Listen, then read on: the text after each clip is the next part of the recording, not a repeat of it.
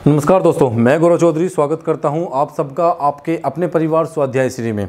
बच्चों, जो हमारा चैप्टर चला हुआ है उसका नाम है संधि। संधि का जो हमने पहला टॉपिक था वो हमने कंप्लीट कर लिया है। स्वर संधि हमने कंप्लीट कर लिया है।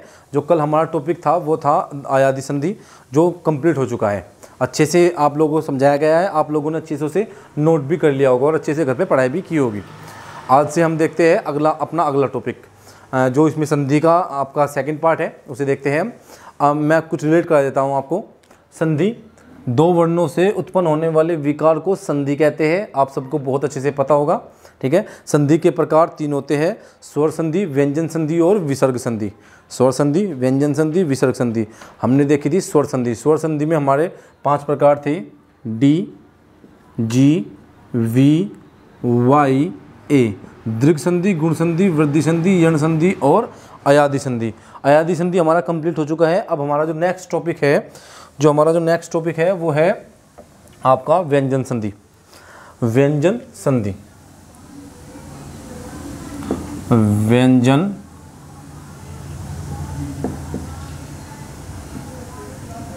संधि, ठीक है। व्यंजन संधि क्या होती है? व्यंजन संधि हमने देखा था कि स्वर संधि में दो स्वरों का मेल होता था, अर्थात प्लस से जो इस तरफ था, इस तरफ भी कोई स्वर था और इस तरफ भी स्वर था। अब स्वर अलग अलग तरह से मेल करते थे और अलग अलग विकार उत्पन्न होता था, अलग अलग रूप में ढल जाते थे। लेकिन व्यंजन संधि में एक व्यंजन होना आवश्यक है, ठीक है। व्यंजन संधि में एक व्यंजन होना आवश्यक है। जैसे व्यंजन संधि में प्लस से इस तरफ व्यंजन है और इस तरफ स्वर या व्यंजन कुछ भी हो सकता है, ठीक है। अलग अलग नियम है, वो उसी अनुसार पढ़ते रहेंगे। व्यंजन संधि कुछ स्वर संधि से थोड़ा ज़्यादा है, ठीक है। अब कुछ नियम है, अच्छे से उन्हें देखते हैं और नियम इतने अच्छे तरह से आपको समझाए जाएंगे। कोशिश करूँगा कि आप लोग अच्छे से समझ सको, बस आप लोगों को अच्छे से समझने की कोशिश करनी है और जितना होगा यहाँ से बेस्ट होगा, ठीक है। अब हम शुरू करते हैं व्यंजन संधि। व्यंजन संधि दो वर्णों से जो विकार उत्पन्न होता है उसे संधि कहते हैं, ठीक है।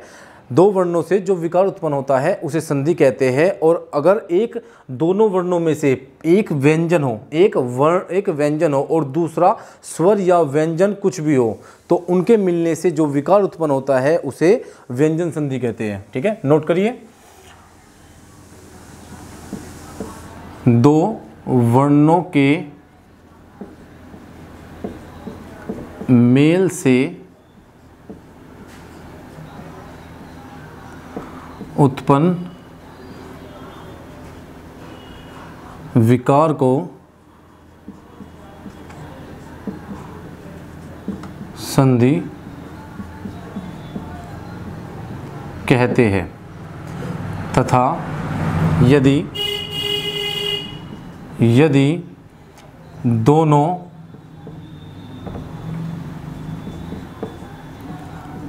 दोनों वर्णों में से एक व्यंजन है,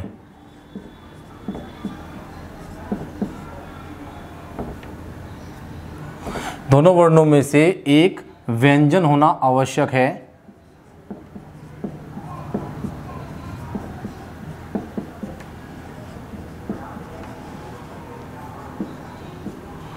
दोनों वर्णों में से एक का व्यंजन होना आवश्यक है तथा दूसरा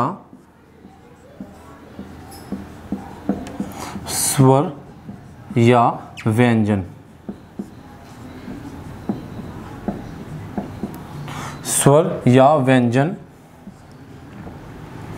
कोई भी हो सकता है, कोई भी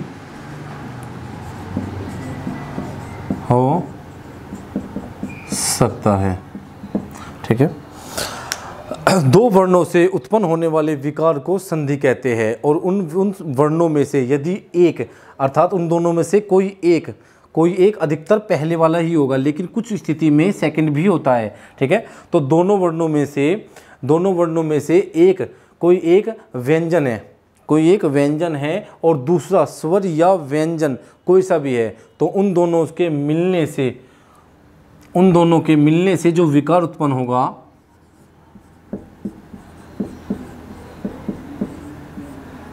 उन दोनों के मेल से जो विकार उत्पन्न होगा वह व्यंजन संधि कहलाता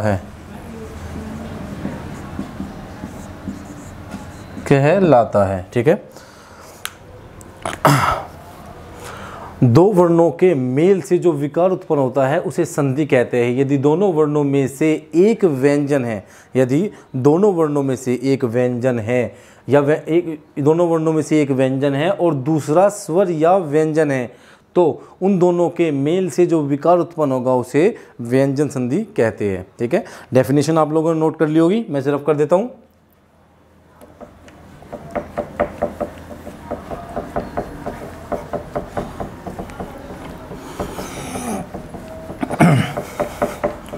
व्यंजन संधि में एक का व्यंजन होना आवश्यक है। जैसे स्वर संधि में दोनों का स्वर होना आवश्यक था, दोनों स्वर होते थे, इसी प्रकार व्यंजन संधि में एक वर्ण का व्यंजन होना आवश्यक होता है। अब देखते हैं हम, आपको वो सारणी तो याद होगी जो आपको वर्णमाला में लिखवाई गई थी, ये वाली कै खे गे घे डे चे छे झे आइए टे थे डे ढे अणे ते थे दे धे ने पे फे बे भे में। चलो ते थे दे थे ने पे फे बे बे भे और मैं। के खे गे ये वाली जो सारणी है ये आपको अच्छी तरह से डिफाइन की गई थी कि ये कंठ होते हैं, ये तालव्य मूर्धन्य दंत औष्ठ। ठीक है, ये आपको बहुत अच्छे से समझाई गई थी। इन्हें बोलते हैं प्रथम वर्ग, द्वितीय वर्ग, तृतीय, चतुर्थ और पंचम। ठीक है, प्रथम वर्ग, द्वितीय वर्ग, तृतीय वर्ग, चतुर्थ और पंचम। ठीक है, तो जो व्यंजन संधि होती है, व्यंजन संधि में जो पहला नियम है, नियम नंबर 1 नोट करते हैं।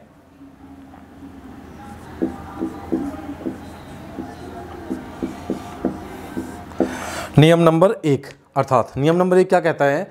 नियम नंबर 1 कहता है कि यदि दोनों वर्ण, यदि किसी पहले वर्ण का मेल, यदि किसी पहले वर्ग के किसी भी वर्ण का मेल, किसी भी वर्ग का मेल तीसरे या चौथे वर्ण से होता है,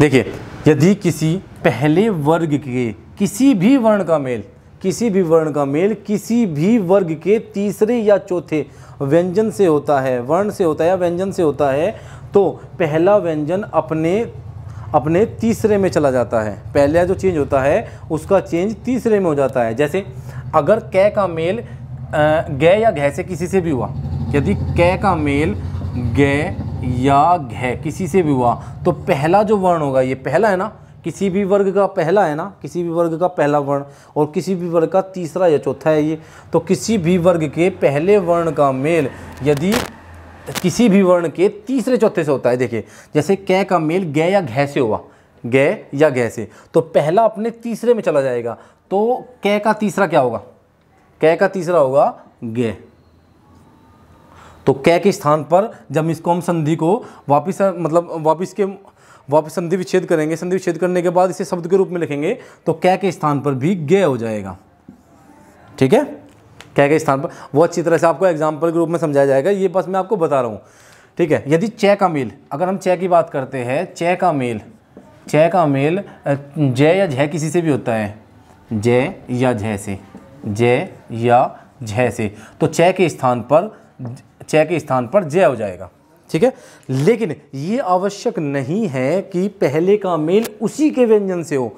डेफिनेशन क्या कहती है? डेफिनेशन कहती है कि यदि किसी वर्ग के पहले वर्ण, किसी भी वर्ग के पहले वर्ण का मेल, अर्थात कै चे, टे, ते या पे का मेल किसी भी वर्ग के तीसरे या चौथे से होता है तो वो अपने तीसरे में बदल जाता है। जैसे अब देखिए ये तो हो गया। जैसे मैं आपको बताता हूँ कै का मेल, जरूरी नहीं है इससे भी होगा, कै का मेल हो सकता है आपका, कै का मेल हम करा सकते हैं। कै का मेल यदि जय या झय से होता है, जय या झय से होता है, ठीक है। मैंने क्या कहा, डेफिनेशन कहती है कि यदि पहले वर्ण का मेल किसी भी वर्ग के तीसरे या चौथे वर्ण से होता है तो पहला अपने तीसरे में चला जाता है। तो अब कै का मेल किससे हुआ, कै किसी भी वर्ग का पहला है, ठीक है, कै किसी वर्ग का पहला है, और जय या झय से हुआ, तीसरे या चौथे से हुआ, ये किसी भी वर्ग के तीसरे या चौथे है, तो कै अपने तीसरे में चला जाएगा, तो कै के स्थान पर क्या हो जाएगा, गै हो जाएगा, ठीक है। अब देखते हैं हम, यदि हम करें कि अगर हम करते हैं, हम चे का देख लेते हैं, तय को देखते हैं अच्छे से। अब तय को देखिए आप, तय किसी भी वर्ग का पहला है, किसी भी वर्ग का पहला है तय, और इसका मेल किसी भी वर्ग के तीसरे से हो जाता है, या तो इसी के तीसरे से हो जाए या किसी भी वर्ग के तीसरे से हो जाए, तो यह अपने तीसरे में बदल जाएगा।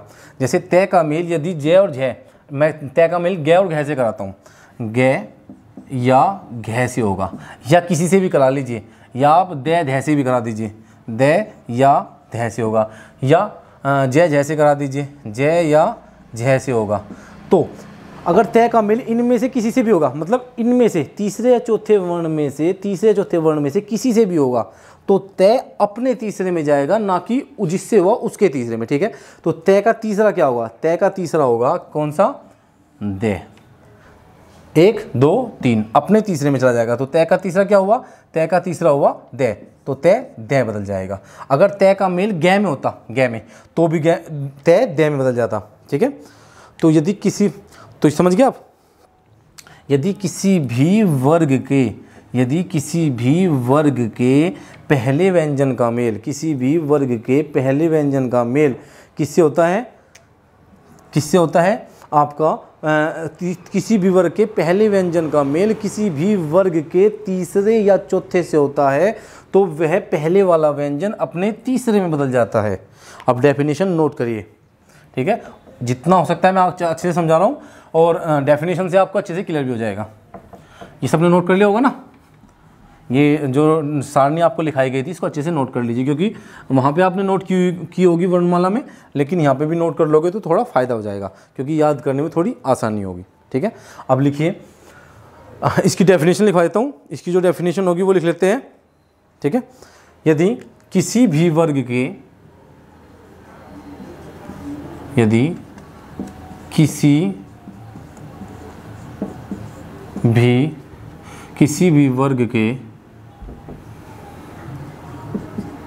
किसी भी वर्ग के पहले वर्ण या व्यंजन है, तो व्यंजन वर्ण भी तो बोल सकते हैं, कोई बात नहीं, व्यंजन लिख देता हूँ।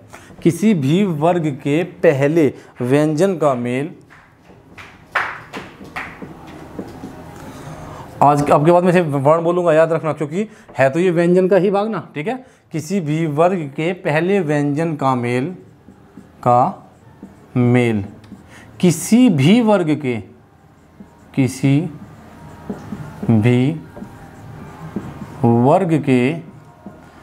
तीसरे या चौथे वर्ण से होता है,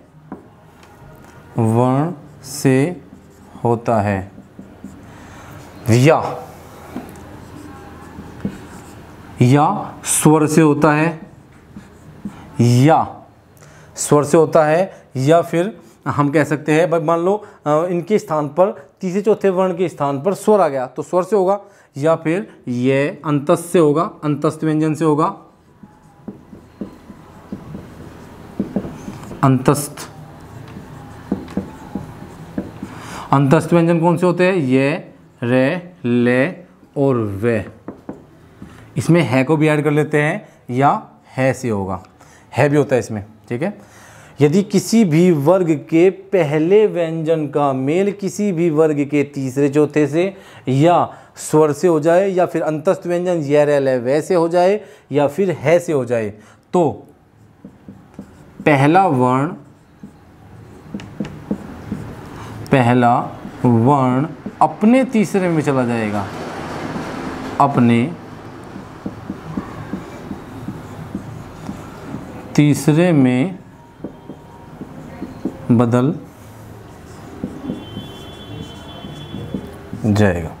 ठीक है, देखिए किसी भी वर्ग के पहले व्यंजन का मेल, किसी भी वर्ग के पहले व्यंजन का मेल, किसी भी वर्ग के पहले व्यंजन का मेल, यदि किसी वर्ग के पहले व्यंजन का मेल किसी भी वर्ग के तीसरे या चौथे से होता है, तो या फिर स्वर से होता है या फिर अंतस्थ व्यंजन से होता है, तो पहला वर्ण अपने तीसरे में बदल जाता है। देखिए जैसे किसी वर्ग का पहला ले लीजिए, हमने क्या ले लिया, किसी वर्ग का पहला है, इसका मेल इनमें से किसी से भी हो, या तो तीसरे चौथे से हो जाए, या फिर आपका स्वर से हो जाए, किसी भी स्वर से हो जाए, या फिर अंतस्थ व्यंजन से हो जाए, यर लेवे से हो जाए, या फिर है से हो जाए, तो पहला वर्ग अपने तीसरे में बदल जाता है। तो पहला वर्ग अपने कहीं में बदल जाएगा, अपने तीसरे में, अर्थात कै का गे हो जाएगा। ठीक है, एक बात ध्यान रखनी है कि जो व्यंजन संधि होती है, व्यंजन संधि में जो पहला वर्ण होता है, जो पहला व्यंजन होता है, वो हमेशा हलंत के साथ आता है। ठीक है, अब देखिए कैसे एग्जाम्पल से अच्छे से क्लियर हो जाएगा। ये सब कुछ नोट कर लिया होगा ना, एक बार दोबारा से अच्छे से बता देता हूँ, समझिए।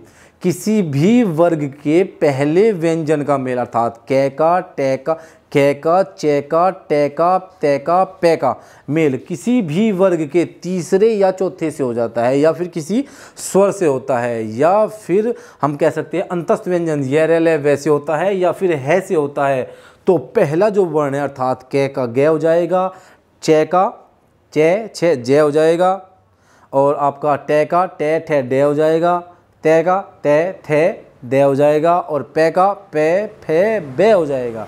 ठीक है, ये आपने नोट कर लिया होगा अच्छे से। अब ठीक है, इस बात को ध्यान रखना है कि इसमें जो पहला व्यंजन होता है, अर्थात जो प्लस से पहला जो व्यंजन होगा, प्लस से पहला जो गे के या कोई सा भी, उसके नीचे हलंत अवश्य होता है। ठीक है, उसके नीचे हलंत अवश्य होता है। मैं आपको डिफाइन कर दूंगा अच्छे से, कोई बात नहीं, मैं आपको बता दूंगा। मैं चाहता हूँ कि ये आपको समझाऊं कि हलंत क्यों होता है, हलंत होना आवश्यक क्यों है यहाँ पे।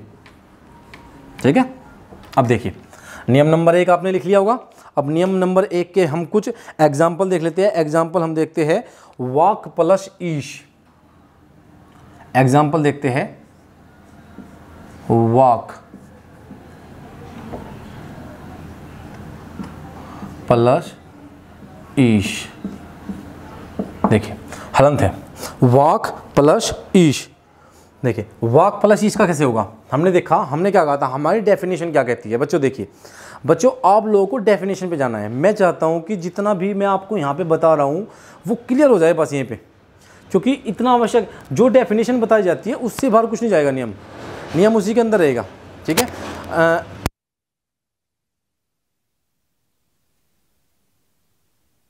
है कि डेफिनेशन के अकॉर्डिंग, जैसे जो हमने डेफिनेशन पढ़ी थी सब कुछ उसी से होगा, बस जो नियम आपको लिखाए जाते हैं उससे बाहर कुछ नहीं जाएगा।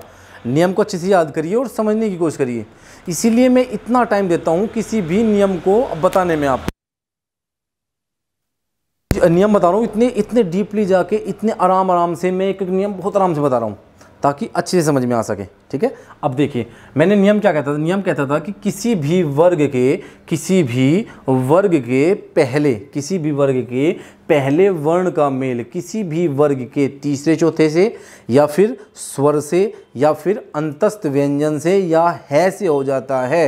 अर्थात सघोष लगा सकते हैं। सघोष में एक प्रॉब्लम है, सघोष में होता है तीसरा, चौथा और पांचवा, ये भी होता है, लेकिन इसमें जो है इन यही होते हैं।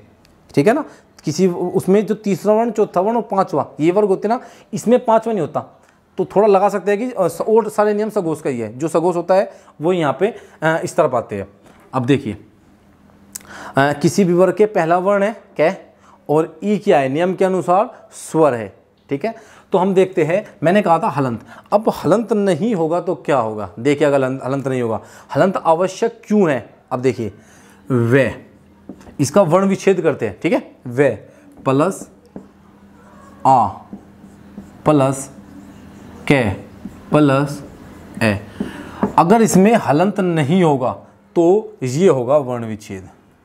और वर्ण विच्छेद होने पर हमें पता चलता है कि कै के बाद ए की साउंड आएगी, अर्थात कै पूर्ण था, कै पूर्ण है। और किसी भी व्यंजन ध्वनि को पूर्ण होने के लिए स्वर की आवश्यकता होती है। किसी भी व्यंजन ध्वनि को पूर्ण होने के लिए स्वर की आवश्यकता होती है। तो यहाँ पे वे के साथ तो आ था, तो ये तो वैसे ही पूर्ण हो गया, लेकिन कै के नीचे हलंत नहीं था तो ए इसके साथ होगा, यहाँ पे ए हो जाएगा। और अगर यहाँ पे पहले से ही ए होता, ए प्लस ई से क्या बनता, ए प्लस ई से ए बन जाता, अर्थात ये स्वर संधि हो जाती, ये स्वर संधि हो जाती और स्वर संधि में गुण संधि हो जाती, तो नियम नहीं लगता और ना कोई वर्ड बन पाता है। ठीक है, कोई भी शब्द अच्छे से नहीं बनता फिर। तो इसीलिए मैंने आपको बताया था कि एक का व्यंजन होना आवश्यक है और इसमें पहले वाला व्यंजन होना आवश्यक है। ठीक है, पहले वाले नियम में जो नियम नंबर 1 है उसमें प्लस से जो पहला होगा उसका व्यंजन होना आवश्यक है और इसके नीचे हलंत भी होना आवश्यक है। अब बता दिए हलंत क्यों होगा, अगर इसके नीचे पहले से यहाँ पे हलंत है तो फिर ये होगा वर्ण विच्छेद करने पर, अर्थात इसके साथ कोई भी स्वर नहीं है, ये खाली व्यंजन है। और व्यंजन हो गया एक। अब देखते हैं वाक प्लस ईस बना। मैंने कहा था कि पहला के साथ यदि पहले के साथ कोई भी स्वर आ जाता है, कोई भी स्वर आ जाता है तो पहला अपने तीसरे में बदल जाता है। तो कै, अब देखते हैं वे आ कै, कै का तीसरा क्या होगा, कै का तीसरा होगा कै खे गे, ये था ना कै खे और गे, तो पहला अपने तीसरे में चला जाएगा। ठीक है, तो कै के स्थान पे गे आ जाएगा, गे। ठीक है, ई की मात्रा ई और शे क्या बन गया, वागीश। ठीक है, देखिए कितने अच्छे से मैंने आपको कितने आराम से एक एक बात बताई है। बस बच्चों समझने की कोशिश करो तो सब कुछ समझ में आ जाएगा। और जल्दी ही लेखपाल की वैकेंसी आने वाली है तो अच्छे से पढ़ाई करिए। और हिंदी एक अहम रोल निभाएगी उसमें। यूपी पुलिस की वैकेंसी आने वाली है, हिंदी अपना अहम रोल निभाएगी उसमें। आपके 25 नंबर लेखपाल में पक्के हैं अगर आपने अच्छे से पढ़ाई कर लिया, अच्छे से तैयार कर लिया। और अगर आपने ये तैयार कर लेता अच्छे से तो यूपी पुलिस में भी आपके 37 क्वेश्चन आते हैं, सारे कंप्लीट होंगे। तो अच्छे से पढ़ाई करिए, अहम रोल निभाती है। आरओ एआरओ अदर यूपीएसआई सब में हिंदी आती है। हिंदी को अच्छे से पढ़िए, नंबर टेकिंग होगी, नंबर अच्छे से नंबर दिलाएगी, बहुत जल्दी से आप इसे कर सकते हैं। ठीक है, देखिए अब देखिए ऐसे लिखते हैं वे आ। हमने देखा पहले का मेल, पहले किसी भी वर्ण के पहले का मेल किससे हो गया, ई से, अर्थात ये स्वर है तो पहला कहीं में चला जाएगा अपने तीसरे में। तो कै का मेल ई से हुआ तो क्या बना, कै का हो जाएगा गे और ई और शे क्या बन गया, वागीश। ठीक है, क्या बन गया, वागीश। ये अच्छी समझ में आया होगा। अगले वाला देख लेते हैं एक और एग्जांपल, वाक वाग प्लस जाल।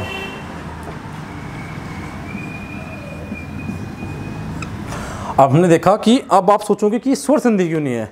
सबसे पहली बात तो स्वर संधि के लिए दोनों स्वर होने आवश्यक होते थे, यहाँ पे भी स्वर नहीं और यहाँ पे भी स्वर नहीं। ठीक है, तो ये स्वर संधि तो है ही नहीं। स्वर संधि के लिए दोनों तरफ स्वर होने आवश्यक थे। अब देखते हैं हम, स्वर संधि में स्वर थे तो स्वर संधि नहीं है।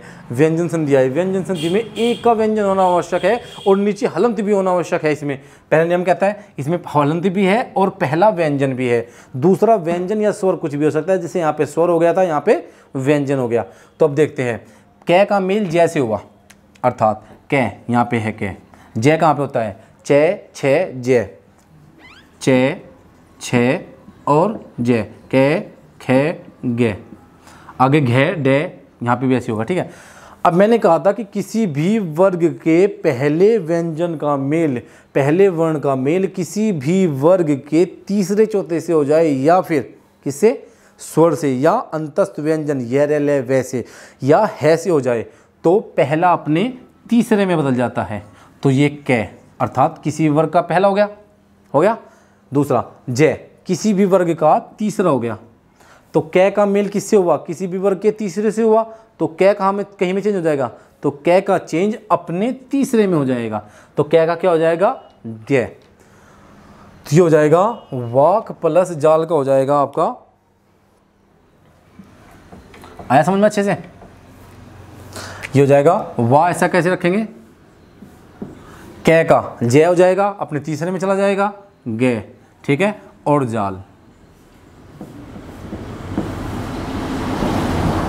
क्या हो गया, वाक प्लस जाल अर्थात वाग जाल। इसे लिखने का एक तरीका और भी है, इसे हम ऐसे भी लिख सकते हैं, वाग जाल।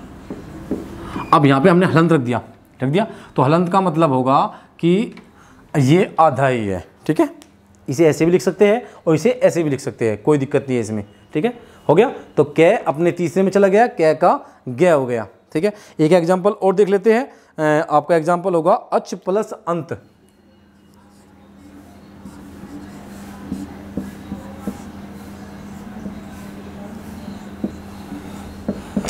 अच प्लस अंत क्या हो गया, अच प्लस अंत। अब देखिए, किसी भी वर्ग के पहले व्यंजन का मेल, किसी भी वर्ग के पहले व्यंजन का मेल किससे हो गया, स्वर से हो गया, ठीक है। हमने देखा स्वर संधि तो है नहीं, क्योंकि यहाँ पे दोनों तरफ स्वर नहीं है, एक तरफ स्वर है लेकिन इस तरफ तो स्वर नहीं है, क्योंकि ये हलंत लगा हुआ है, ये स्वर रहित है। तो हम देखते हैं च का मेल किससे हुआ, स्वर से हो गया।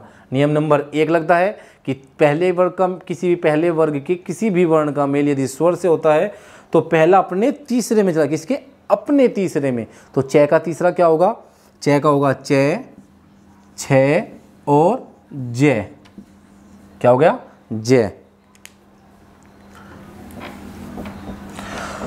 तो पहला अपने तीसरे में चला जाएगा तो क्या हो जाएगा, जय। तो ये हो गया ए, च का क्या हो जाएगा, च का हो जाएगा जय, क्योंकि च का मेल, च किसी भी वर्ग का पहला वर्ण है और पहले का मेल किससे हुआ, स्वर से, तो पहला अपने तीसरे में, तो च का हो जाएगा जय, ए जय, ठीक है। ए जय, ए की कोई मात्रा नहीं होती, ठीक है। और ने और ते क्या हो गया, अजंत, अजंत। अब आप पूछोगे यहाँ पे ये आधा क्यों नहीं आया, यहाँ पे ये आधा क्यों नहीं आया, क्योंकि देखिए ए इसके साथ आ गया, जब च हटा च का जय हुआ और जय के साथ, तो यहाँ पे ए पहले से ही था, क्योंकि यहाँ पे भी जय ऐसे ही था, यहाँ पे ई की मात्रा इस पे लगी थी, है ना। तो इसी प्रकार यहाँ पे जय के साथ ए है तो ये पूर्ण हो गया, तो क्या हो गया, अजंत, क्या हुआ, अजंत, ठीक है। एक मिनट बच्चों,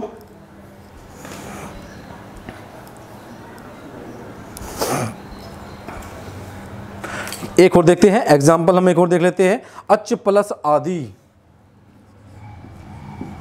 अच प्लस आदि।